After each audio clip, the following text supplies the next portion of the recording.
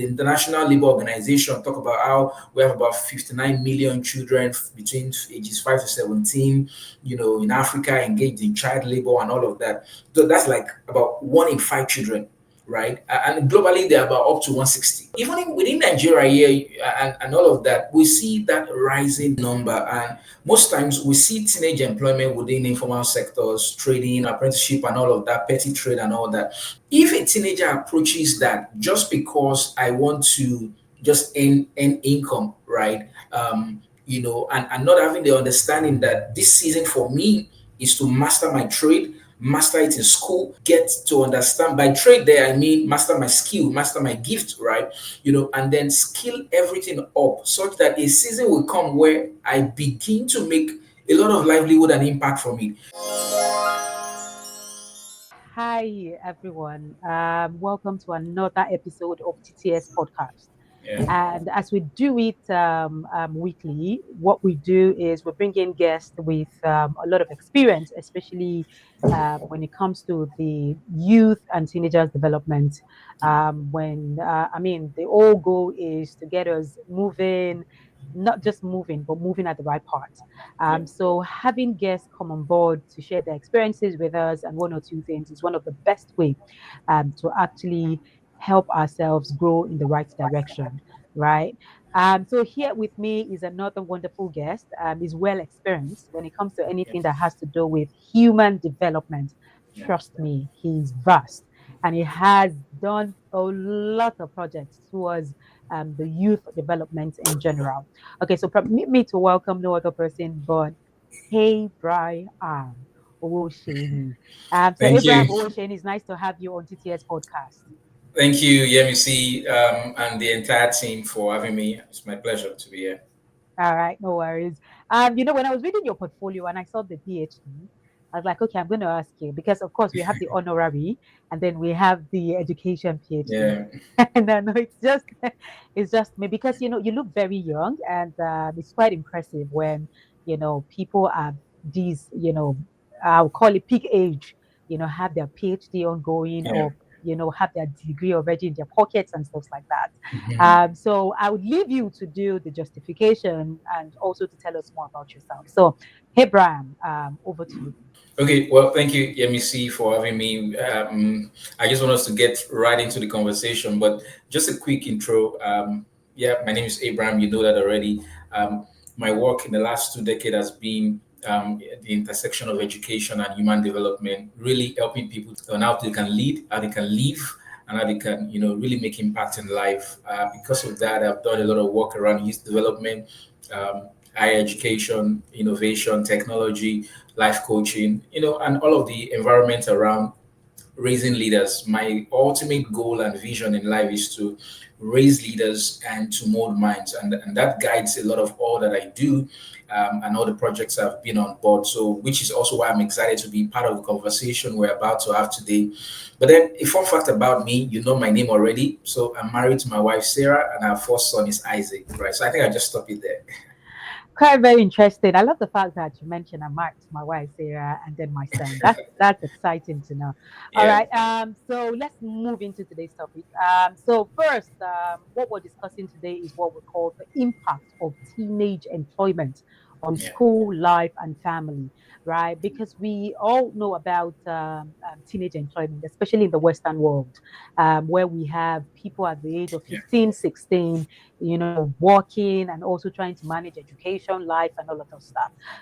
But first, let's first define the word teenagers because people need to also be aware of the fact that when I'm in between or when my children are in between these ages, then they're considered as teenagers. So Yeah. who are teenagers? Okay, well, we have the African Youth Charter and a couple of other framework define youth, and especially from the operating environment where this is hosted, youth, those within that borders of, pre-teens or mid-teenage way to 35 years, right? So the African Youth Charter, for example, talks about 18 to 35. We also have some framework also say 15 to 30. So, any nexus around that really typically defines youth. And in some other climes, youth even doesn't even get up to the point of 30s. They stop at 25, right? But the point will be that there are seasons to life, and so the youthful age is also a season of life beyond just the number,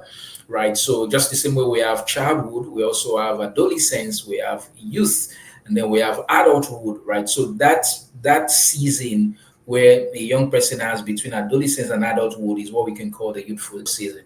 Thank you so much for sharing that with us. I think I agree with that because I mean it differs, right? Yeah. Let's move on to teen employment. When we talk Okay. about teenagers' employment, what does this Okay. mean? Okay, so I want us to go with this. Let's go with this flow because again, I know that there might be many people on this call who are from different walks of life, and just to make this really experiential for you to understand the conversation, I would like to first maybe give an analogy. Really, most times when I'm talking about employability, I try to just break it down right to that word. That root word says employ. What does it mean to employ? Beyond employment, as it were, just think about the word. What does it mean to employ? We're using this medium right now to reach out to you. You're listening to this podcast because we're employing the use of this. So typically, to employ means to use something, right? So I'm taking you back to some basic etymology around the word employment, right? And then we see that root word employ means to use something, right? So when we talk about usefulness, using something, when I bring that cascade down to teenagers, we're typically talking about what can a teenager use, as it were, just the same way adults offer their skills, their talents, and all of that to be used in exchange for creation of value. But that's even just the foundation. I'm more excited about something I want to share around employment, which connects to young people. In my opinion, and I'm going to balance this thought though. In my opinion, I believe that because of just what we shared earlier on, let me see, you asked about the youthful season and the age and all of that. I believe life is in season, right? And I believe that there are seasons to every single thing we need to do. Let me give an illustration. So in a building construction, right? When a building is being built, the building is still under construction. At the moment when they are still building it on the site, that building cannot carry the full load yet because they are still just building it. It has not gotten to that stage where it can carry the capacity. That's how teenagers are. Teenagers are like that building. They're still being built up. They are still in their formative years, right? And then he has not developed the capacity yet to be able to juggle work, school, family, and all of that pressure yet, all of that load that will eventually come to a full-grown adult. And if you look at the construction, the building construction, when there is a premature exposure to excessive load, that is what we call what cracks, even leading to collapse. Why? Because this foundation, this building couldn't carry so much load. And then, they kept adding more load, they kept adding more load, and eventually the building gives way. So, given this background, it really helps us to understand that, yes, a teenager will eventually get to grow capacity to be able to handle as many weight and loads that will come. And we also understand that there are many teenagers who, maybe by virtue of some experiences or circumstances, they have to juggle both together, which we're going to get there and share some framework on how that can be done. But ideally, by the typical linear nature, a teenager is meant to grow capacity to the point where he or she is able to carry enough load. If that teenager is not mentored and guided enough on how to carry load, and that teenager begins to expose because I have this talent, I can use it, you'll find that eventually there's going to be a lot of deficits, cracks, and eventual collapse that can happen to such a person. So teenage employment is about we seeing teenagers who really are trying to already begin to carry loads, right? And we've seen a lot of pitfalls for those who were not guided around even how to do that. But ideally, all things being equal, a teenager is majorly meant to use that teenage years and season to build capacity, not about exposing, to work or to employment, as it were. Predominantly, fundamentally, that season is meant for capacity building, right? So let me Mm. just pause in here for now. When I was listening to you, I'm kind of, whoa, you've touched a lot of points I was coming to. I was trying to take it gradually, but man, Okay. you took me far off. But it's okay because you've touched a lot of things I was going to ask you. Yeah. So taking from some of the things you just discussed, which is well detailed, thank you for that. I would want to ask you something. All right, I just want to take you back a little bit. When you Mm. talk about teen or teenagers' employment, do you think it is a positive development, right? Because if you look at countries, it differs really. But let's look at it from the Africa and then also to the Western world, the eastern part of the country, right? In Africa, you Yeah. see a lot of youth, they roll around with talent. I'm an artist, I can sing from 15, Yeah. 16. A lot of them, they start taking on responsibilities that are more than them. Hmm. Then in the Western world, you see some of them go into jobs, more like the proper work of getting employed by Yeah. organizations and brands. Yeah. And then we've seen cases of all of these teenagers being also exploited because, like you rightly said, there Yeah. is a foundation here, sort of, and they are building their capacity is still very limited compared to a proper youth who has gone through different experience Absolutely. and knowledge and stuff like that. So, in your perspective and going by your experience with human development, do you think teenagers' employment is positive or is a negative impact on the teenagers themselves? So yeah, you see, the answer to that is not a yes or a no. And the reason is this. In a class, I was telling somebody some days ago, you just resuming a new semester in school, and I said, in your class, in a typical class, you have everybody finishing with different classes, though you're in the same class. Why is that so? Right?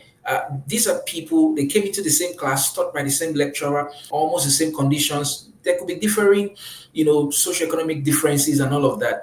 But maybe 70% of all the other conditions were equal and the same, but yet they have different outcomes. So that's the same way. So teenagers approach life, including what we're talking about now, and different other subjects with different perspectives and mindset.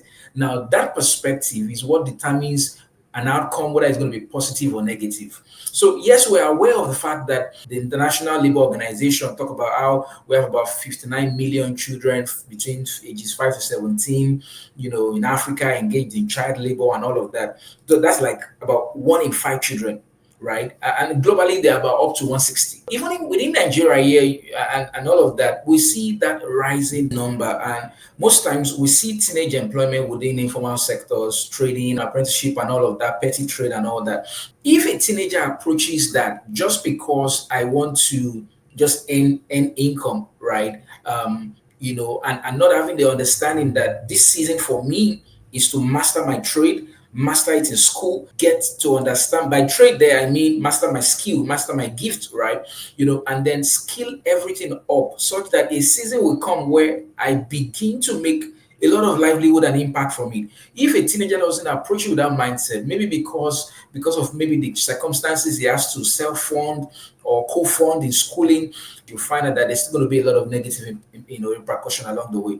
However, we understand. I know somebody who said, "Oh, he went to school, he was hawking banana on the road, just to get and to pay some bills, in school." But these are people you still saw who finished well from school. So, what was the difference between this person and this other person who finally dropped out? One felt, I'm already making money. I don't need to go back to school. One felt, hey, no, no, this employment is not for making money. No, this employment is to help me to get back to school and to finish all the refining I need because life is in season. This season is not for the rewards yet.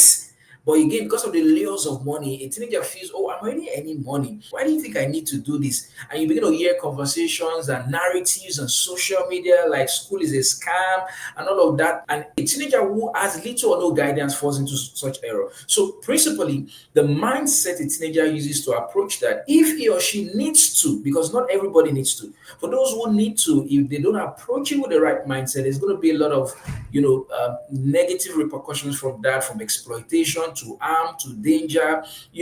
We can go on and on. We have Okay. issues of teenage pregnancy. It just goes on and on, right? What do Mm. you think, James? Yeah, All that's right, my. thank you so much. Thank you. You've done justice to the question. And what I could deduce from your explanation is teenage employment is not actually outrightly wrong or right, if I Yeah, get you correctly, but it's what the product, the produce of, the teen yeah, employment is what we can now categorize under being wrong All right. So now let's move, let's torchlight, let's tilt a little bit. Now that we understand that teenage employment is not outrightly wrong or right, Yeah. it's only the produce, whatever you come up with, or the result of, the process, Yeah. justify the means, right? So how can teenagers who are currently, because we understand financial issues Okay. might also lead to them getting the Yeah. employment, like a case of Nigeria, the Western world, where you see some of them financially, the parents are not financial enough, Yeah. capability, it differs, and then they have to get employment to support Absolutely. themselves in school. Yeah. What are those advice or tips or those ways to, Beautiful. to actually walk through this process Yeah. successfully and have a positive result from this teenage employment? Love it. Thank you, Emisi, for that. And I'm sharing this with a lot of empathy for those who need to, have some part-time role, self-funding in school, or me getting whatever goal you want to achieve in life.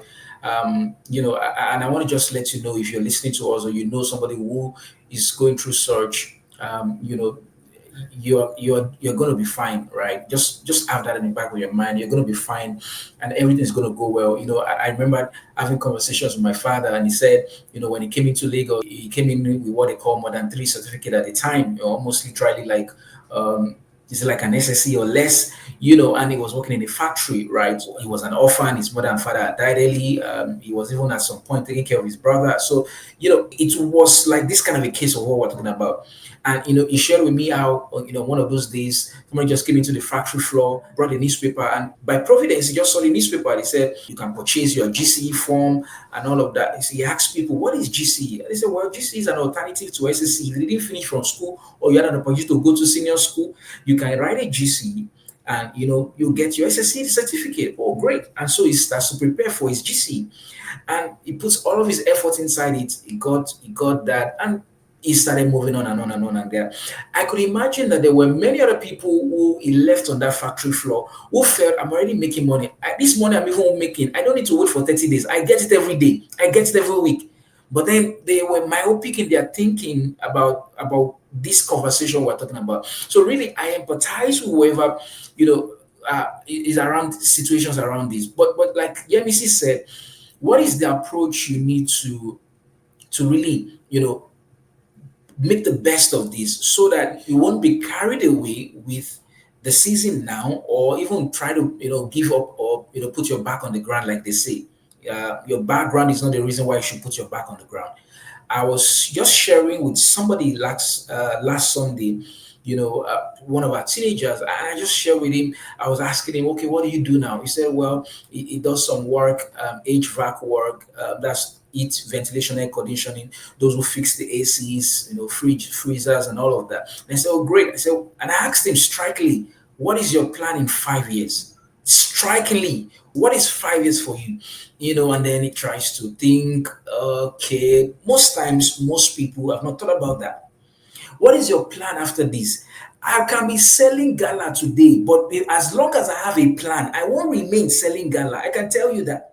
Somebody was hawking some drinks years ago. I heard this story. And as he was about to sell that particular day to somebody, and he said, the way he spoke, the person on the other side to buy it said, that was even a graduate, not a teenager. He said, are you a graduate? He said, yes. He said, why do you ask? He said, the way you spoke, you are not speaking like other people. And then before you can say Jack Robinson, he gave him his card and said, see me the next day and all that. And that was how he left the street walking, because of the mindset to it, right? Whatever kind of dignified work you're doing today, right? If you have the right picture to it, you know that this is not where I will always be, even though this is where I am today. Those are mindset that you can start with. What is the vision? What is your plan? No problem, you are doing this for these next 12 months, but what is your plan? Oh, after 6 months, I would have saved 50,000 so that I can apply this, so that I can do this. Oh, after 1 year, there must be a plan you actually placed somewhere you are seeing every day. Before you went out, you sobbed, you were crying, no problem, wipe the tear, get up there. You know where you're going to. It's going to be part of the story tomorrow. You are going somewhere. There's somewhere you are going to. And then you just get doing it. One of my mentors, Dr. Akinpelu, was sharing, in his book From Street to Forbes, how he talked about 15 things on his head growing up, and Everybody wants to hear great stories of great people, but they all had stories. They had stories behind. Think about it, that how can my story be such that it will inspire somebody else tomorrow? If I just throw in the towel now and I just join the gangs and I just doing decent work because of the circumstances, what would I be proud to say in 10 years from now, in 20 years from now? Right? So I've said this to say that yes, economic situations can happen. There can be different socioeconomic issues that can happen. I did a research some years ago. Was a scientific paper I published. I was profiling different students from a couple of secondary schools, really to know if maybe their socioeconomic factors really affect their learning outcomes. And it was something pretty significant I was trying to do from the work.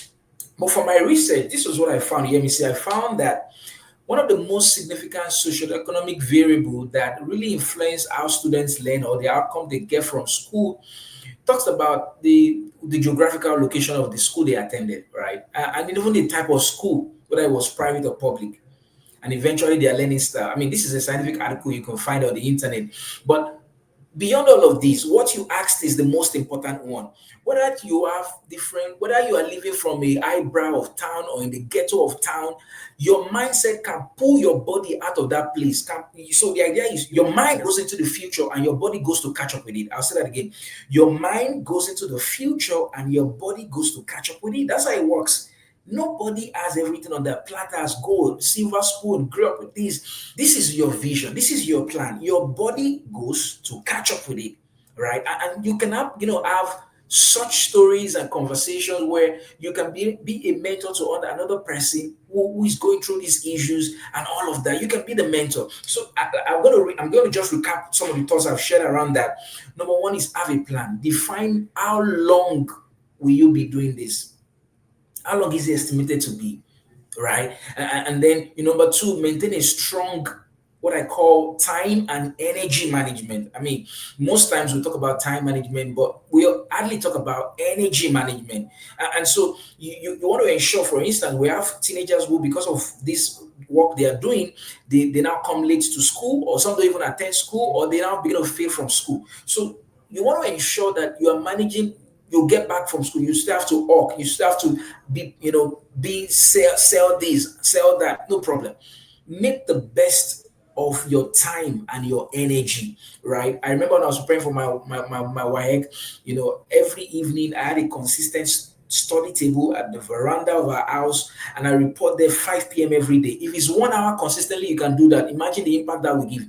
You are preparing for UTME, yes, because you are making money, you are not preparing enough. Definitely, you know that you're not going to do well. You don't need to pray about it, you don't need to fast about it. Just by lack of preparation, you already know the outcome. Nobody needs to tell you that. So maintain a strong time and energy management, right? You're not trying to read when you know you're going to be feeling sleepy. You didn't manage energy well.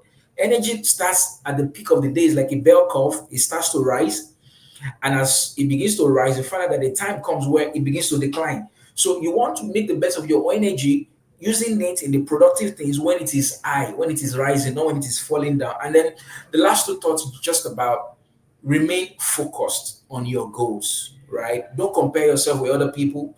Like they say, fingers are not equal, but be focused on where you're going to. It's a matter of time, right?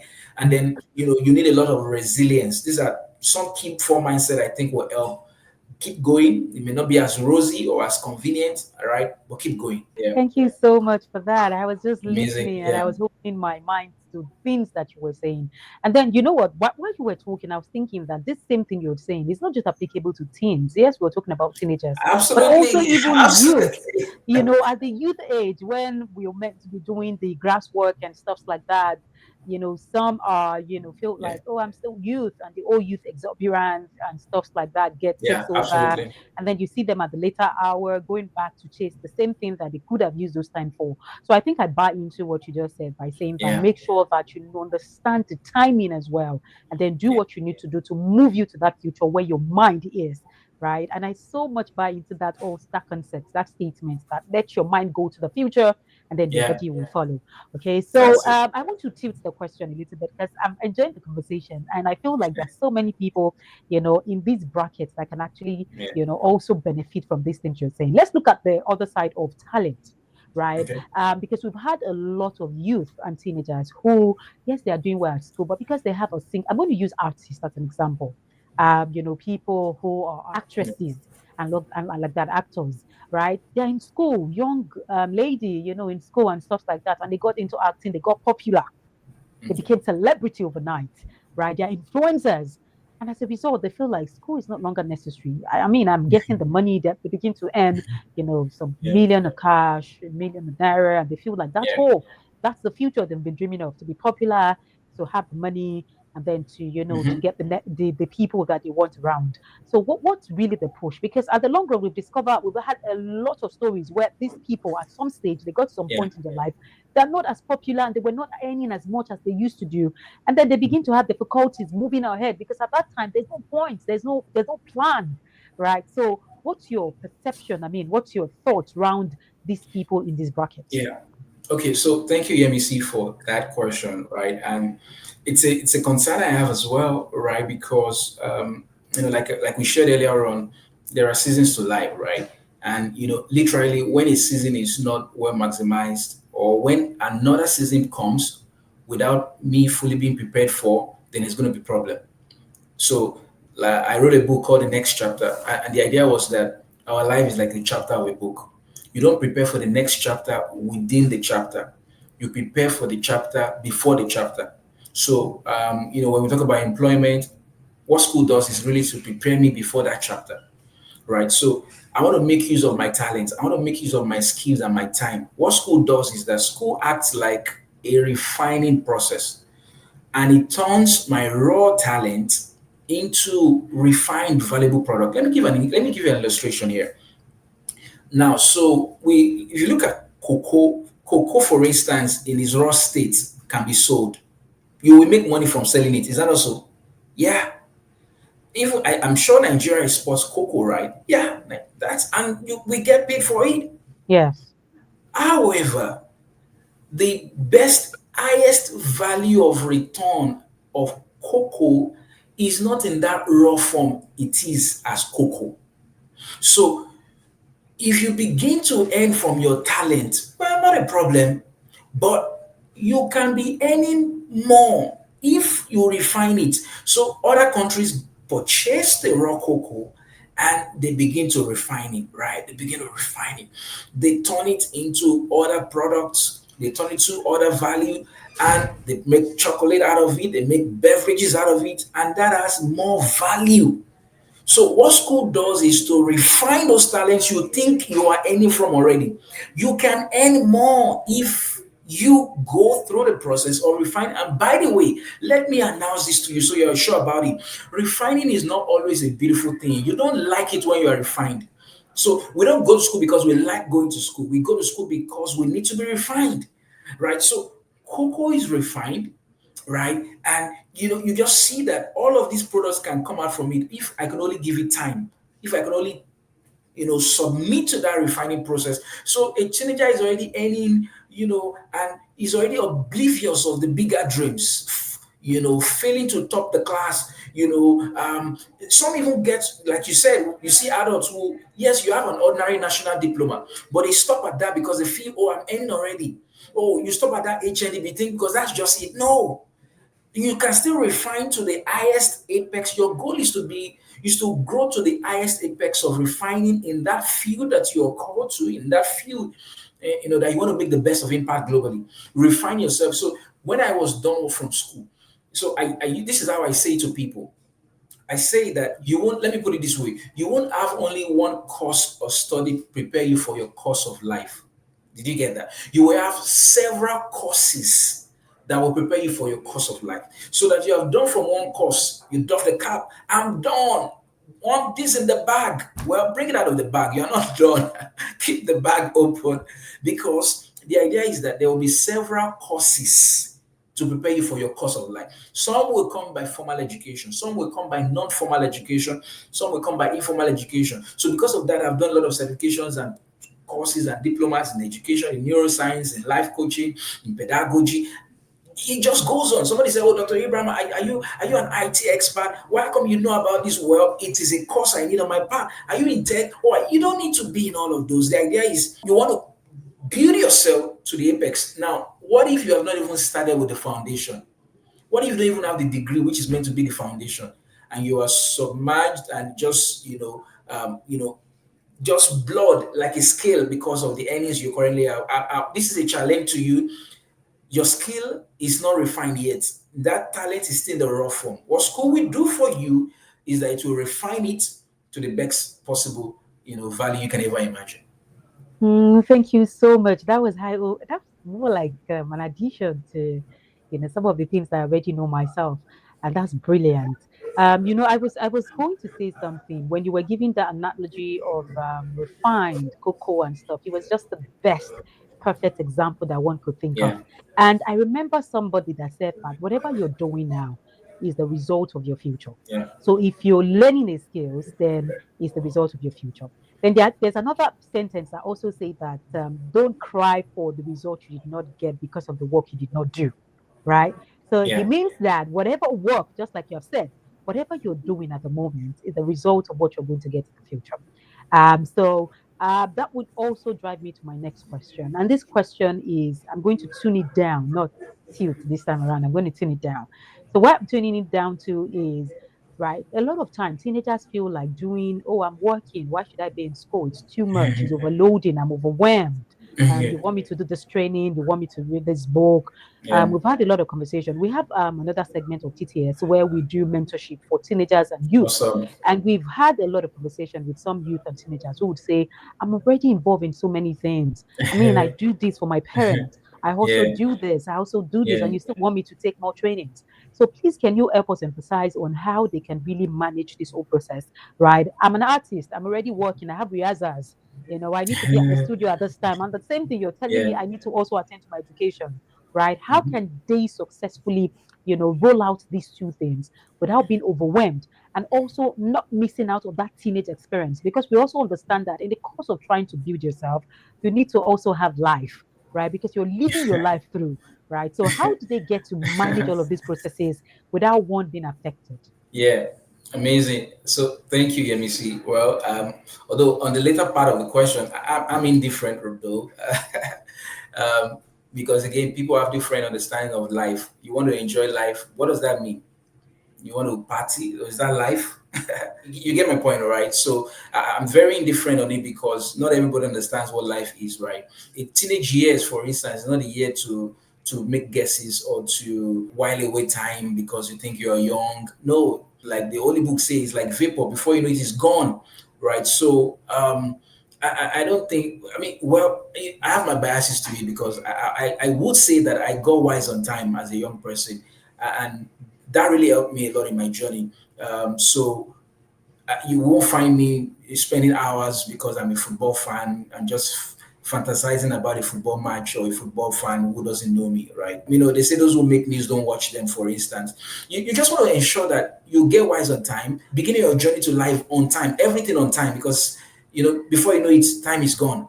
So the idea is that we can do all of this without being overwhelmed. And this is the mindset we're trying to quickly help young people that somebody asked me, he said, Dr. Abraham, was talking about a lot of assignments, she had, he said, I'm so busy, there's so how will I cope? I said, come on, guys. Do you understand what we're saying? That your schedule will not decrease from what it is today. Your schedule will not decrease from what it is today. So you tell me you are busy, you have assignments. Okay, do you know that when you're married, your schedule will increase? Do you know when you start having children? Do you know how your schedule will? So it's not about running from things because you think you are busy. It's about understanding, how do I build harmony? How do I ensure that I can still make success out of everything without throwing one out or the other out? That's the idea. So if you look at the human body, for instance, they say and they tell us in biology and science that the human body has about 79 organs. Think about it. Now, we use it because digestive system is working, and digestive system will tell respiratory, please, oh, me, I'm working, pause, I need to finish my work. With that, with respiratory, say, oh, me, I'm bringing in oxygen and all that, please, please, please. Nervous system, can you pause? No, all of them are working together at the same time.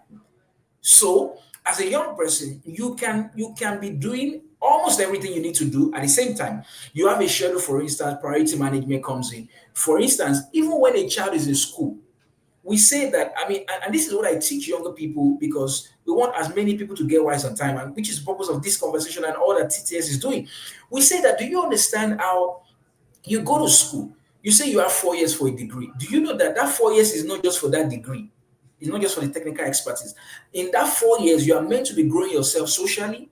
How do you build network? How do you collaborate with people? That's why they give you projects, term papers, group presentation. You're also meant to be growing in your how to manage finances. How do you manage the little allowance you have? You're also meant to be growing in your physicality, of course. You're also meant to be growing in even how you understand the bigger world. You want to prepare for your future home, your future family life. You also want to understand, how do I prepare for marriage. That 4 years is not just for the book, it's not just for the school, it's for everything. That's the beauty. It's for every single thing. Now, let me drive this home.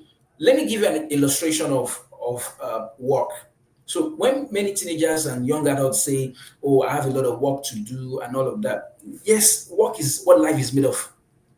So there are different kinds of work. Let me even bring it down to the context of maybe teenagers. There are different kinds of work. Teenagers do many types of work. We have homework. We also have housework. We have volunteer work. I'm going somewhere. We have even internships, a form of work. We have part-time work. So the idea is, as a teenager, there are skills I'm going to learn from all of this. So I can't say because there's even schoolwork. Is that so? So I can't say because I have a part-time work, I won't do schoolwork. So I also want to ensure, so before the heavy enterprise work comes in my young adult and adult stage, I want to ensure that I've flexed my muscles with housework, with schoolwork. Have you thought about it? Why the organizations want high flyers, first class, second class, and all of that? They believe that if you're able to manage all this form of work while you were on campus, for instance, while you were in high school, you were a prefect, you were this, you were that. That means you've mastered time management. We don't need to teach you time management again. We want you. Mm, You mm, you were running a business, you were the school executive, you were the escort, this, you were that. Please, we won't need you. So I want to ensure that I'm making the best of the homework. I won't say because, oh, I mean, I'm doing schoolwork, I won't do my house chores at home. No, they expect me to do it, right? I won't say because I was busy, I can't submit the assignment I was given to do, because no, I must do it.